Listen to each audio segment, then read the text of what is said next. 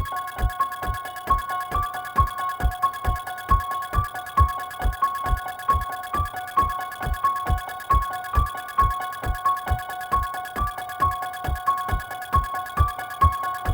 going on, everyone? This is Chris coming at you from my channel I Am Toys once again. So this is a brand new figure review, but it's not really a brand new figure per se. This is Halloween Part 2, Rob Zombie one specifically. And before I even get into that, make sure you hit that 4K option on your browser now so you get this and how it's supposed to be seen. So, but anyway, yeah, back to the figure. The figure is from Rob Zombie's Halloween 2, a film that I initially did not like when it first came out, believe it or not. It kind of rubbed me the wrong way a little bit the first time I watched it. I loved the first one, I thought it was great, and then the second one kind of rubbed me the wrong way a little bit because he was like, it got a little too spiritual almost for me because he was kind of hallucinating. He was seeing his mom, you know, his younger self too as well. At the time when I saw this movie, I was younger, so probably about 10 years younger. Probably more than that, to tell you the truth. I can't remember what year this movie came out. It was like 2004 or 5 maybe, or maybe before that, maybe a little after. I can't remember. But wasn't feeling kind of that spiritual little aspect to it, man. You know, but I rewatched it, and you know, a couple years later, and loved it after that. The Hobo Myers, man, is fantastic. I mean, this is what the figure basically represents, is the hobo version of him. And you know, the beginning when he's kind of just traveling along, and you kind of get to follow the mess he kind of leaves behind as he runs into people. Great movie though. I love it now after rewatching it. You know, a couple years later after it originally came out, I will still watch it now. It's awesome. Tyler Mane is great. Dude is a beast. And when I tell you this figure is huge, it is huge. The time spent on this figure, I picked it up from Joe Bratton. This was his baby for the longest time. Ones did it for him. Apparently this figure took almost 2 years to make, from what I understand. Going back and forth, getting things right, re-referencing source material, you know, you name it. Trying to get this thing perfect. And it is badass, man. I mean, you get about 2 or 3 figures in one essentially on this thing. But you know, I'm gonna zoom in on it. I'm gonna show you, you know, the ins and outs. I'm gonna take off the jacket. I'm gonna show you the head sculpt. You know, a closer up version of it, and it's just it's a sick piece, man. That's all I can say. It's a sick piece. So let's get to it. Let's not waste any time and have at it. So here's a close up now of the sculpt as we go in. And I'll pan up and down the figure so you guys can see this from the front first. As you can see, the detail on this guy is incredible, man. Like I said, thank you, Joe. I know this thing was hard for you to kind of let go. I really appreciate it. It's definitely a shout out to him and Ones, man, because this thing's incredible. It's absolutely incredible, the detail that went in this. So I can definitely empathize with, you know, having to let this go and the difficulty that probably, you know, entailed.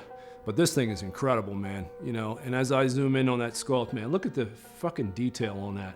I mean, that is incredible. And you see the drawstrings over here? Those are sculpted. Those are sculpted pull strings on the jacket. The zippers are sculpted. The coverall snaps are sculpted. I mean, that's sick, man. I mean, the work and the fine tuning that went into this, I can see why it went back and forth and why the hell it took almost 2 years to get this thing together. It is a piece of work, man. It is a masterpiece, man. One's knocked it out of the fucking park with this. So as we go down too, he even put some detail in on the boots. As you can see, steel tip, make it look like steel toe boots. That's fucking sick. That is sick, man. Weathering, the detail on the pants, man, everything is accurate. It really did some good referencing and source material on this thing, for sure. I mean, if it's like how, you know, the way Joe explained it to me, is exactly how this damn thing looks. They did not waste any time, and they did their work, man. They did their work for sure. It's absolutely incredible. So like I was saying, you kind of get two figures in one with this. You know, if you want this look, you can also have another look, but we'll go over that. You can actually see the eyes inside of the sculpt as well. That's something I'll show you guys a little bit later. It's also very good detail on that as well. With the sculpt, man, the sculpting on the mask and the fine tuning on that is just nasty, man. It's so good. The diamond patterning on the jacket. It's even on the inside too, and I'll show you that as well once I put this camera stable.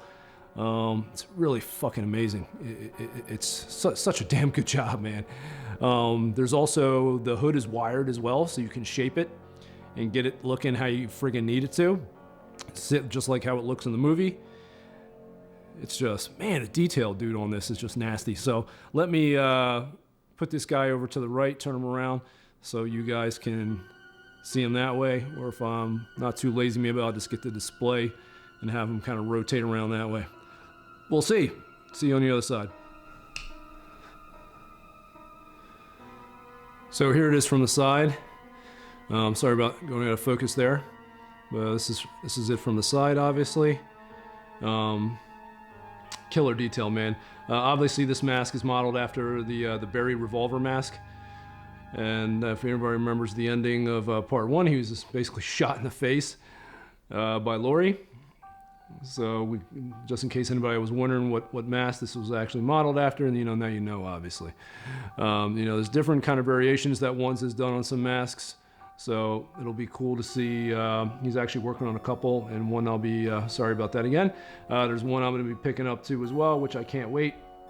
It's going to be really fucking cool when it comes out, and I'll definitely do a review of that. But as I said, that's a story for another time. But anyway, as we go down on the figure, man, like I said, sculpted pull strings, jacket's is weathered perfectly, man. I mean, you got the tears in the shirt. It's just sick, man. Sick, the detail that went into this. Absolutely sick. It's just awesome.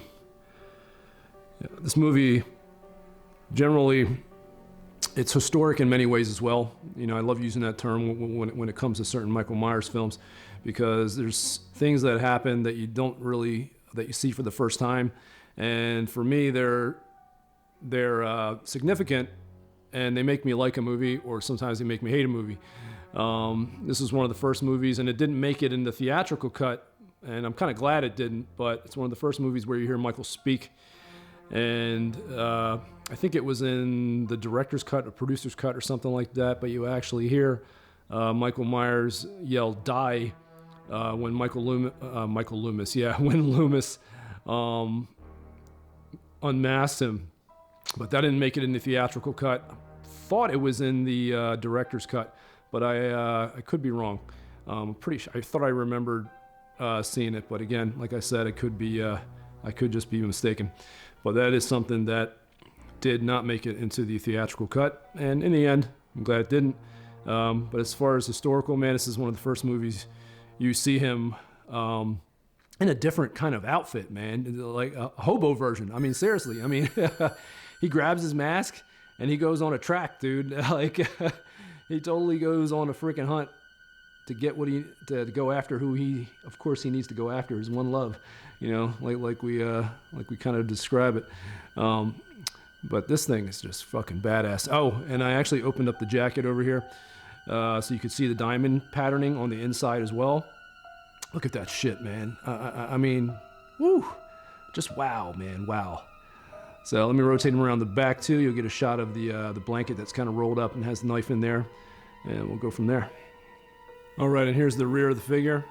Like I said, that hood is wired around the brim, so you can get it right. You can see the weathering and even the changes in the color, man, that you see from left to right and then to the center, man. That is awesome. I don't know if it came that way or if he did that himself, but it's just awesome.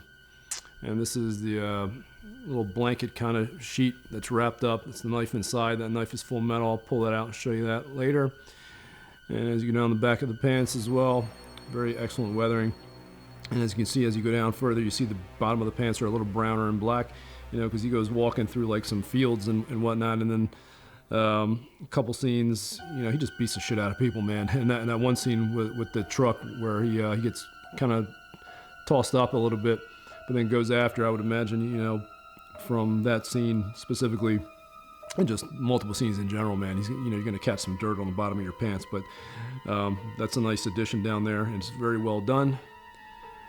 Very well done indeed.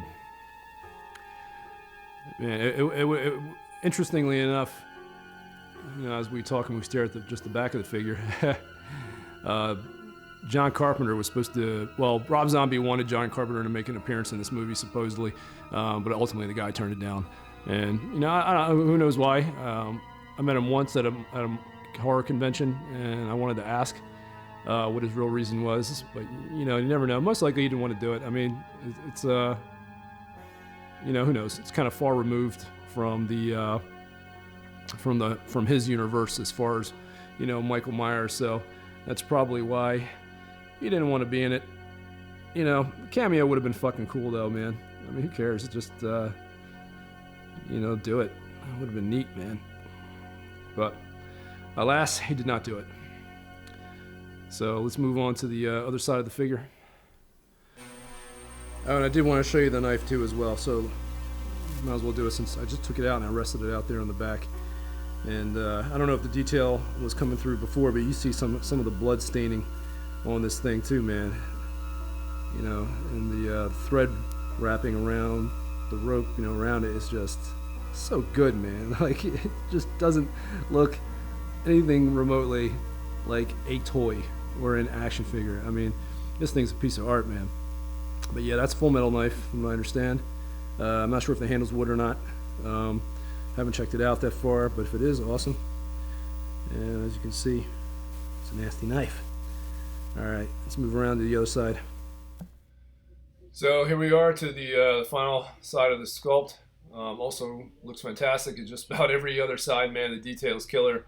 From the scratching, the stitching, and the mask, it's really really good. It's just everything's on point, man. I mean, it really is. You can see the patterning, diamond patterning there. Again, the weathering, and that doesn't quit, man. It's just awesome.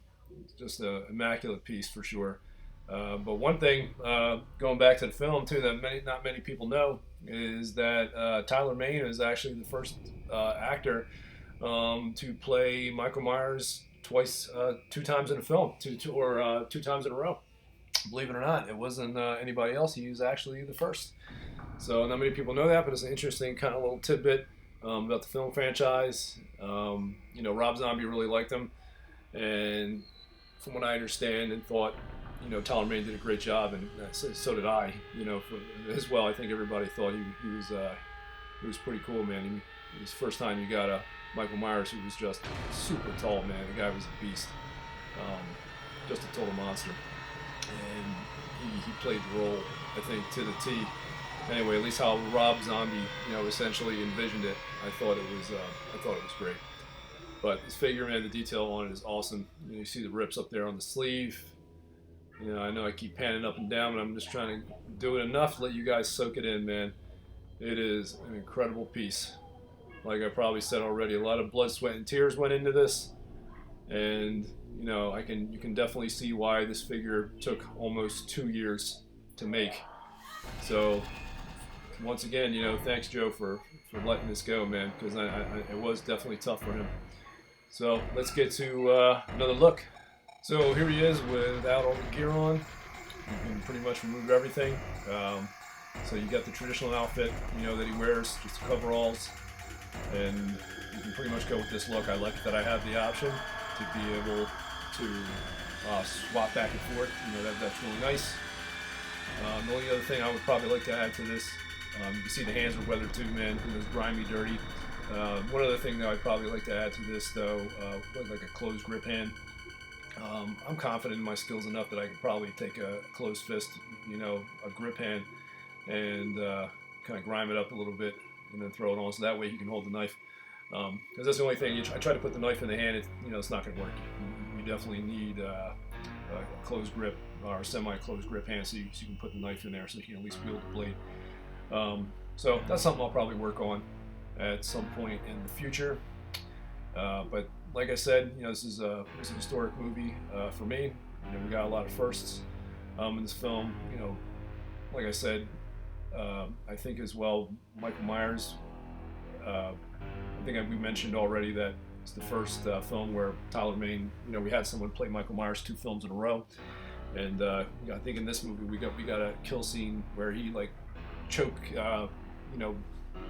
throat body slammed someone, which I don't think I've ever seen Michael Myers do in previous films. You know, and most people don't like H2O, and I think that movie's historic for many reasons as well, because it brought Jamie Lee Curtis back for the first time as Laurie Strode, and a lot of people hated that movie, but I enjoyed it for the moments that were kind of new to it, and that's him right back there, and I had to have it. I mean, this was the first film that brought Laurie back, like I said, and you also had the one-arm drop scene, which was incredible. I thought that was a killer creep up for him, and for them to add it was awesome. The only thing that kind of sucked was that they didn't have like a proper kill afterwards. It was him going after Laurie, and then Laurie's swiped him with the thing. I think she cut him. I'm sorry if you can hear my kids yelling in the background, man. This is price you pay being a dad. But anyway, that was an awesome scene, and someone else must have enjoyed it as well, because they carried it over and again into Resurrection, and did it again, and actually ended it with a proper kill, which is awesome. That's what was kind of missing, and I think it was a security guard that he went to town on, and he lit him up, and that was the proper kill. This one-arm drop down dude, and he smoked the dude, and it was pretty badass. I enjoyed it. That was the kill that I think a lot of us were waiting for if we enjoyed it. Some people didn't like it. I did. Yep, that's the H2O. But anyway, let's kind of I know blah, I don't know. I want to say something else, but I guess I forgot. But anyway, let's get back to the figure at hand, which is this monster, beast over here. If I can get this freaking camera to move over to the right, for some reason it's giving me a bunch of shit. But yeah, soak in the H2O for a little bit. But anyway, this thing's a monster. And the next thing I want to do is pop that head off and show you the eyes inside. So here you go. Just want to show you a quick shot, and I'm sure the details coming in. See the eyes there as well. Awesome paint application, nice little set in. The detail is excellent on that. Sorry if the camera's a little shaky. I'm trying to hold this stabilizer also to show you this. So just wanted to show you that. Detail on it is amazing. And here we go. I want to show you, do a quick size comparison for you guys. Tyler Mane is a monster. This dude is like 6'5", 6'6", or 6'7", one of those numbers. Dude is tall. And the body on the right, and again, this was a custom body that was done. I don't know if I mentioned that yet. This is a custom body done on the Myers. From what Joe was telling me, they had to go back and forth and really try to get it right. And he's tall, man. As far as size comparison is, and they did a similar work on the new Blood Jason, trying to get that body right so it mimics. It gives that perception of Kane Hodder, and Kane Hodder is a big dude too, man. But Tyler Mane is tall as hell, and you can see it's definitely accurate. I mean, this thing is huge, and like I said, custom body. That new Blood is also a custom body. One's puts his work in, man. For sure, and also giving you a shot here with the hood up, which I didn't do before. So I'm gonna give a little bit more of a zoom, and we'll close out with some final thoughts. All right, so one last look. Pan up of the Hobo Myers. Man, he's mean, dude. That hood up. Dark as hell. Nasty boy, man. Nasty. But anyway, man, this thing is awesome. I can't thank Joe enough for letting this thing go, man. This is definitely, you can tell, almost 2 years of work, went into this thing for sure. It is a masterpiece, man. And this thing will probably go into my grave with me. But anyway, what did I want to say? We're kind of lucky that we almost didn't get this movie, or at least in its current form, because if I remember correctly, Zombie after the first one, he was kind of done. I guess he felt tired from doing it. Took a lot out of him. He wasn't going to do a second film.